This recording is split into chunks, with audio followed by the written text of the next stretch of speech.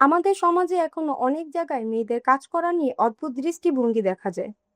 বিশেষ করে যখন কোনো মেয়ে পরিবারের দায়িত্ব নেয়, তখন তাকে নানা ধরনের কথার মুখোমুখি হতে হয়। কিন্তু বাস্তবতা সবসময় মানুষের ধারণার মতো সহজে না। অনেক মেয়ে, কেউ অসুস্থ বাবা মায়ের দায়িত্ব নেয়, কেউ সংসার চালায়, আবার কেউ নিজের সন্তানের ভবিষ্যতের জন্য সংগ্রামও করে। তবুও সমাজের কিছু মানুষ তাদের সম্মান না দিয়ে বিচার করতেই বেশি ব্যস্ত থাকে। বিশেষ করে ডিভোর্সের পর একজন মেয়েকে আরো বেশি সমালোচনা শুনতে হয়। সে কি করছে, কোথায় যাচ্ছে, এসব নিয়েও কথা হয়। কিন্তু একজন মানুষ নিজের দায়িত্ব পালন করলে সেটাকে ছোট করে দেখার কিছু নেই। দায়িত্ব ছেলে মেয়ে দেখে আসে না, পরিস্থিতি অনেক সময় মানুষকে বদলে দেয়। সমস্যা মেয়েদের কাজ করা না, সমস্যা হলো আমাদের কিছু মানুষের সংকীর্ণ মন মানসিকতা। আর এই মানসিকতা বদলানো এখন খুব প্রয়োজন।